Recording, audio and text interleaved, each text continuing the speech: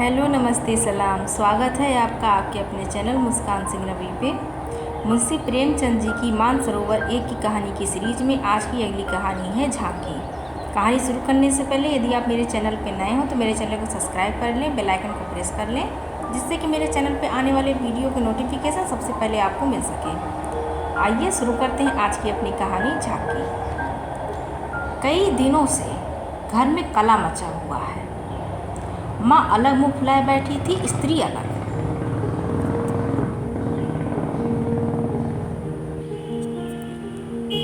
घर की वायु में जैसे विष भरा हुआ था। रात को भोजन नहीं बना। दिन को मैंने स्टोव पर खिचड़ी डाली, पर खाया किसी ने नहीं। बच्चों को भी आज भूख न थी। छोटी लड़की कभी मेरे पास आकर खड़ी हो जाती, कभी माता के पास, कभी दादी के पास, पर कहीं उसके लिए प्यार की बातें न थी। कोई उसे गोद में न उठाता था, मानो उसने भी अपराध किया हो। लड़का शाम को स्कूल से आया, किसी ने उसे कुछ खाने को न दिया, न उससे बोला, न कुछ पूछा। दोनों बरामदे में मन मारे बैठे हुए थे और शायद सोच रहे थे, घर में आज क्यों लोगों के हृदय उनसे इतने फिर गए हैं। भाई बहन दिन में कितनी बार लड़ते हैं। रोना पीटना भी कई बार हो जाता है, पर ऐसा कभी नहीं होता कि घर में खाना ना पके या कोई किसी से बोले नहीं। यह कैसा झगड़ा है कि 24 घंटे गुजर जाने पर भी शांत नहीं होता, या शायद उनकी समझ में नहीं आता था। झगड़े की जड़ कुछ न थी। अम्मा ने मेरी बहन के घर तीजा भेजने के लिए जिन सामानों की सूची लिखाई, वह पत्नी जी के घर की स्थिति देखते हुए अधिक मालूम हुई। अम्मा खुद समझदार हैं।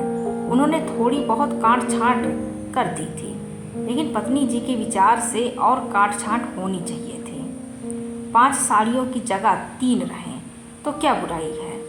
खिलौने इतने क्या होंगे, इतनी मिठाई की क्या ज़रूरत। उनका कहना था, जब रोजगार में कुछ मिलता नहीं, दैनिक कार्यों में खींचतान करनी पड़ती है, दूध घी के बजट में तकलीफ हो गई, तो फिर तीजे में क्यों इतनी उदारता की जाए।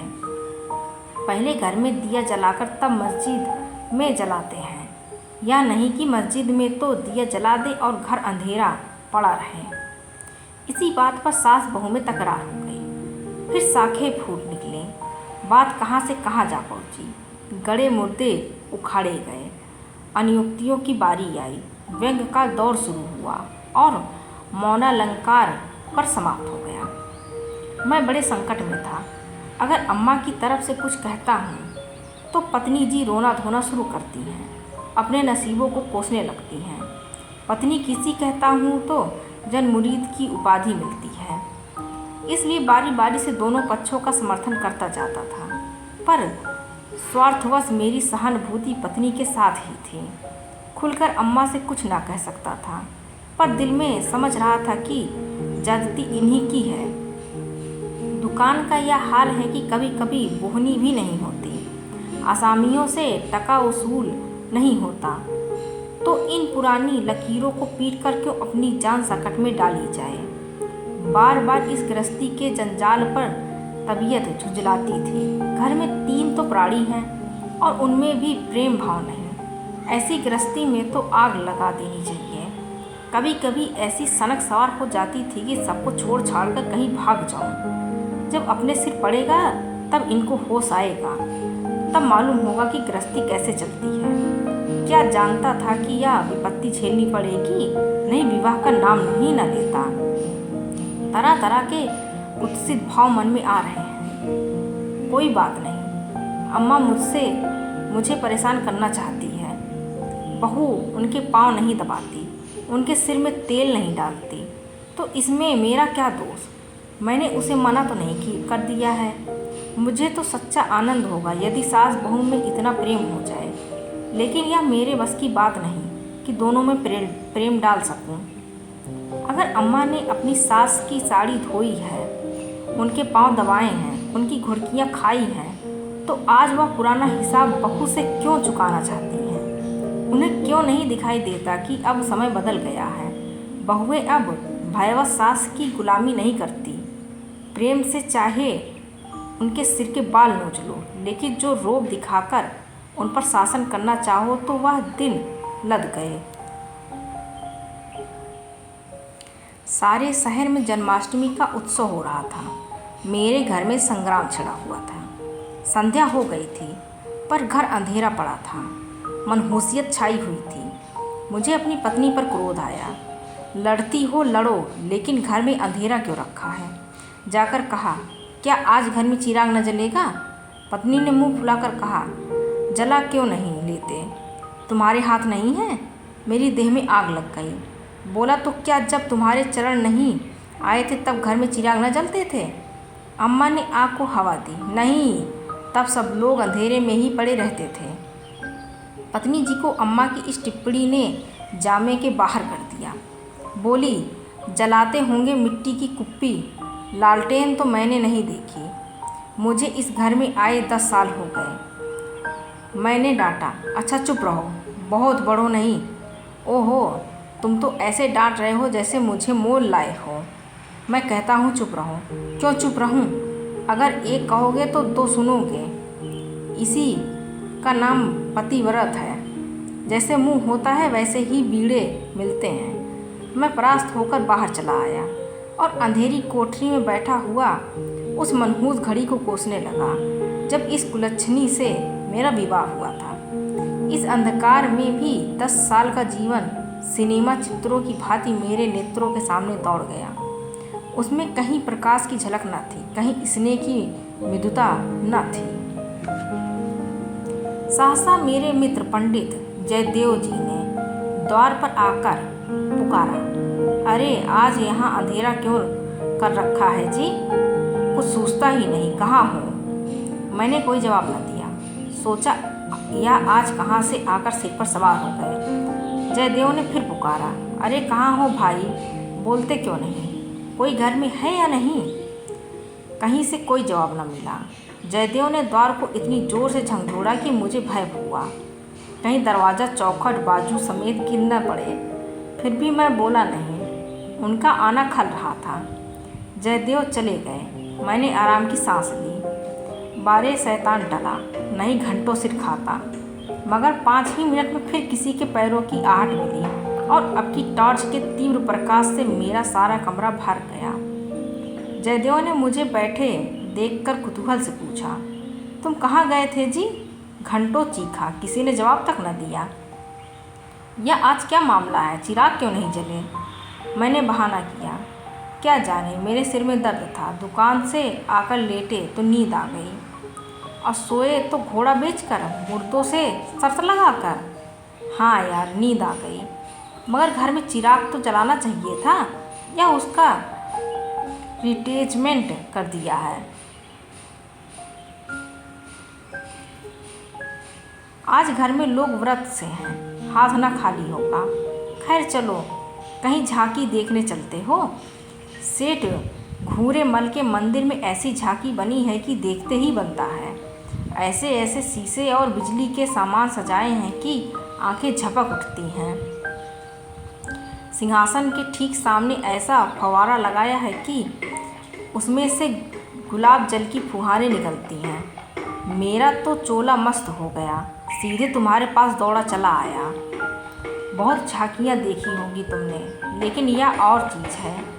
आलम फटा पड़ता है। सुनते हैं दिल्ली से कोई चतुर कारीगर आया है, उसी की यह कारामात है। मैंने उदासीन भाव से कहा, मेरी तो जाने की इच्छा नहीं है भाई, सिर में जोर का दर्द हो रहा है। तब तो ज़रूर चलो, दर्द भाग ना जाए तो कहना। तुम यार बहुत दिक करते हो। इसी मारे मैं चुपचाप पड़ा था कि किसी तरह यह बला टले, लेकिन तुम सिर पर सवार हो गए। कह दिया मैं न जाऊंगा, और मैंने कह दिया मैं ज़रूर ले जाऊंगा। मुझ पर विजय पाने का मेरे मित्रों को बहुत आसान नुस्खा याद है। यूँ हाथ पाई धींगा मुश्ती धौल धप्पे में किसी के से पीछे रहने वाला नहीं हूँ, लेकिन किसी ने मुझे गुदगुदाया और परास्त हुआ। फिर मेरी कुछ नहीं चलती। मैं हाथ जोड़ने लगता हूँ, गिगियाने लगता हूँ और कभी कभी रोने भी लगता हूँ। जयदेव ने वही नुस्खा आजमाया और उसकी जीत हो गई। संधि की वही शर्त ठहरी कि मैं चुपके से झांकी देखने चला चलूँ। सेठ भूरे मन उन आदमियों में है जिनका प्रातः को नाम ले लो तो दिन भर भोजन न मिले। उनके मक्खी चूसेपन की सैकड़ों ही दंत कथाएं नगर में प्रचलित हैं। कहते हैं एक बार मारवाड़ का एक भिखारी उनके द्वार पर डट गया कि भिक्षा लेकर ही जाऊंगा। सेठ जी भी अड़े रहे कि भिक्षा न दूंगा, चाहे कुछ हो। मारवाड़ी उन्हीं के देश का था। कुछ देर तो उनके पूर्वजों का बखान करता रहा, फिर उनकी निंदा करने लगा। अंत में द्वार पर लेटा रहा। सेठ जी ने रत्ती भर परवाह न की। भिक्षुक भी अपनी धुन का पक्का था। सारा दिन द्वार पर बेदाना पानी पड़ा रहा और अंत में वहीं मर गया। तब सेठ जी पसीजे और उसकी क्रिया इतनी धूमधाम से की कि बहुत कम किसी ने ही की होगी। भिक्षुक का सत्याग्रह सेठ जी के लिए वरदान हो गया। उनके अंतःकरण में भक्ति का जैसे स्रोत खुल गया। अपनी सारी संपत्ति धर्मार्थ अर्पण कर दी। हम लोग ठाकुर द्वारे में पहुँचे तो दर्शकों की भीड़ लगी हुई थी। कंधे से कंधा छिलता था। आने और जाने के मार्ग अलग थे, फिर भी हमें आध घंटे के बाद भीतर जाने का अवसर मिला। जयदेव सजावट देख देख कर लोटपोट हुए जाते थे, पर मुझे ऐसा मालूम होता था कि इस बनावट और सजावट के मेले में कृष्ण की आत्मा कहीं खो गई है। उनकी वह रत्न जटित बिजली से जगमगाती मूर्ति देखकर मेरे मन में ग्लानि उत्पन्न हुई। इस रूप में भी प्रेम का निवास हो सकता है? मैंने तो रत्नों में दर्प और अहंकार ही भरा देखा है। मुझे उस वक्त यही याद न रहा कि यह 1 करोड़पति सेठ का मंदिर है और धनी मनुष्य धन में लौटने वाले ईश्वर की ही कल्पना कर सकता है। धनी ईश्वर में ही उसकी श्रद्धा हो सकती है। जिसके पास धन नहीं वह उसकी दया का पात्र हो सकता है, श्रद्धा का कदापि नहीं। मंदिर में जयदेव को सभी जानते हैं। उन्हें तो सभी जगह सभी जानते हैं। मंदिर के आंगन में संगीत मंडली बैठी हुई थी। केलकर जी अपने गंधर्व विद्यालय के शिष्यों के साथ तंबूरा लिए बैठे थे।